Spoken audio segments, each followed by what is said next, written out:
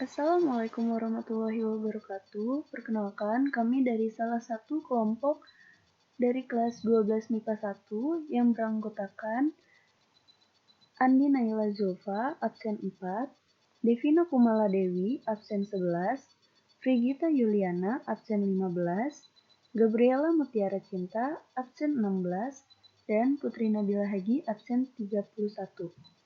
Kami akan membahas tentang pemberontakan Andi Aziz dan sedikit biografi tentang S. Suprawiyanegara dan Muhammad Rohim.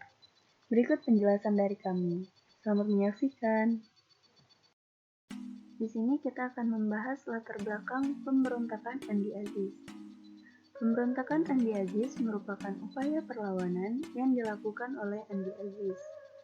Dia ini seorang perwira KNL di mana kala itu ia berusaha untuk mempertahankan keberadaan negara Indonesia Timur atau yang biasa disebut dengan NIT karena enggan bergabung dengan NKRI atau Negara Kesatuan Republik Indonesia.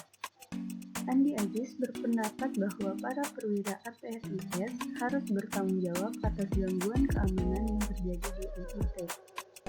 Sebab, menurut Aziz, pemerintah adalah dalang dari gangguan tersebut. Pemberontakan ini terjadi di Ujung Pandang, Makassar, pada 5 April 1950 yang diawali dengan konflik pada Sulawesi Selatan dengan bulan yang sama, yaitu bulan April. Konflik ini terjadi karena adanya ketegangan antara masyarakat yang pro-federal dan yang anti-federal.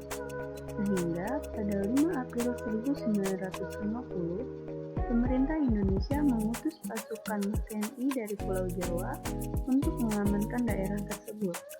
Namun sayang, kedatangan TNI ini dianggap mengancam kelompok masyarakat yang pro-federal. Pada akhirnya, masyarakat yang pro-federal ini bergabung di bawah komando Andi Aziz dan membentuk pasukan bernama Pasukan Bebas. Saya akan menjelaskan tentang gerakan yang dilakukan oleh Andi Aziz. Jadi yang pertama itu menyerang markas APRIS, merangkap ke yang kedua yaitu menyandra sejumlah perwira APRIS termasuk Letnan Kolonel A.J. Mokoginata. Jadi, pada 5 April 1950, gerombolan Andi Aziz mulai melancarkan serangan. Mereka menyerang serta menduduki tempat-tempat penting. Selain itu, mereka juga menawan seorang Panglima Teritorium Indonesia Timur, yaitu Letnan Kolonel A.J. Mokoginata. Nah, mengetahui hal tersebut, pemerintah kemudian mengeluarkan ultimatum sebagai bentuk reaksi atas kejadian tersebut pada tanggal 8 Aprilnya. Ultimatumnya isinya itu memerintahkan kepada Andi Aziz untuk melaporkan diri sekaligus harus mempertanggungjawabkan perbuatannya itu ke Jakarta. Andi Aziz diberi waktu 4 hari untuk menyerahkan senjata beserta menarik pasukannya dan diminta untuk membebaskan para sandera. Lalu ke poin yang ketiga, mengepung markas staf Brigade 10 Garuda Mataram di Makassar. Selama 4 hari itu, Andi Aziz sama sekali tidak menggubris ultimatum tersebut. Karena itu, pemerintah langsung bereaksi dengan mengirim pasukan-pasukan ekspedisi. Nah, pasukan ekspedisi itu mendarat di Makassar pada tanggal 26 April 1950 di bawah pimpinan Kolonel Alex Kawilarang. Nah, setelah itu terjadilah pertempuran. Nah, beberapa bulan kemudian, tepatnya pada 5 Agustus 1950, pasukan Andi Aziz ini secara tiba-tiba mengepung markas staf Brigade 10 Garuda Mataram di Makassar. Pengepungan itu tidak berangsur lama karena setelahnya pasukan TNI kemudian berhasil memukul mundur pasukan pemberontakan itu. Nah, setelah bertempur selama 2 hari, pasukan pendukung Andi Aziz ini meminta berunding dengan TNI. Pada tanggal 5 Agustus 1950, tiba-tiba markas staf Brigade 10 atau Garuda Mataram di Makassar dikepung oleh pengikut Andi Aziz, namun berhasil dipukul mundur pihak TNI. Peristiwa ini dikenal dengan peristiwa 5 Agustus 1950. Setelah terjadi pertempuran selama 2 hari, pasukan yang mendukung gerakan Andi Aziz, yakni KNIL atau KL, minta berunding. Pada tanggal 6 Agustus 1950, terjadi kesepakatan antara Kolonel Kawilarang, TNI, dan Mayor Jenderal Skevelar, KNIL atau KL. Isi kesepakatan tersebut yaitu, yang pertama adalah penghentian tembak-menembak, yang kedua, KNIL atau KL harus meninggalkan Makassar dan meninggalkan senjatanya. Yang ketiga adalah Andi Aziz berhasil ditangkap dan diadili di Pengadilan Militer Yogyakarta pada tahun 1953 dan dijatuhi hukuman 15 tahun penjara. Syarifuddin Prawira Negara, tokoh kelahiran Banten tanggal 28 Februari 1911, yang pernah menjabat sebagai mantan Wakil Perdana Menteri, Menteri Keuangan, Menteri Pertanian, juga Menteri Perdagangan. Tanggal 22 Desember 1948, Syarifuddin mengumumkan berdirinya Pemerintahan Darurat Republik Indonesia atau PDRI di Bukit Tinggi, Sumatera Barat. PDRI dibentuk karena Belanda menduduki ibu kota RI saat itu, yaitu Yogyakarta. Para pemimpin republik pun ditangkap, termasuk Soekarno, Muhammad Hatta, Sultan Syahrir, dan lainnya, yang kemudian diasingkan keluar Jawa. Pemerintahan RI yang berumur jagung terancam tamat jika tidak segera diambil tindakan.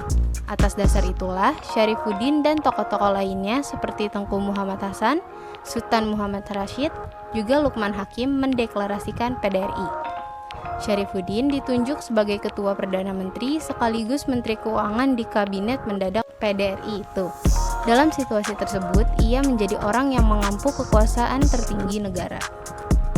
Audrey Kahn tahun 2005 dalam buku Dari Pemberontakan ke Integrasi Sumatera Barat dan Politik Indonesia 1926 sampai 1998 mengakui bahwa PDRI memainkan peranan yang amat penting dan menjamin bahwa perjuangan melawan Belanda tetap dipimpin oleh pemerintahan yang sah yang diakui oleh kaum republik di seluruh Nusantara. PDRI, lanjut Kahn, merupakan simbol nasional dan faktor pemersatu, khususnya bagi pasukan gerilya yang terpencar di seluruh Jawa dan Sumatera, karena pemerintahan Syarifuddin diakui oleh pasukan republik di bawah pimpinan Panglima Besar Jenderal Sudirman sebagai pengganti yang sah dari pemerintahan Soekarno-Hatta. Syarifuddin Prawira Negara menjabat sebagai pemimpin tertinggi pemerintahan republik selama 207 hari. Tanggal 13 Juli 1949, ia mengembalikan mandat kepada Soekarno dan beberapa bulan pun berselang, Belanda akhirnya mengaku kedaulatan RI secara penuh. Ahmad Rom lahir pada tanggal 16 Mei 1908 di Parakan, Temanggung. Meninggal dunia pada tanggal 24 September 1983 dengan agama Islam. Beliau memiliki peran yang cukup berat, yaitu beliau harus mempertahankan wilayah Indonesia agar tidak lebih sempit lagi.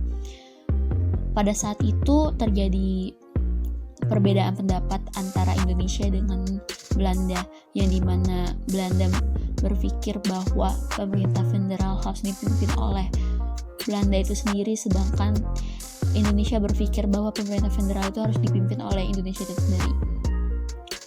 Beliau juga memperjuangkan hak-hak Indonesia untuk mempertahankan hubungannya dengan negara-negara lain, karena hubungan luar negeri ini sangat penting untuk Indonesia dalam menggalang dukungan dari berbagai negara terhadap kemerdekaan Indonesia.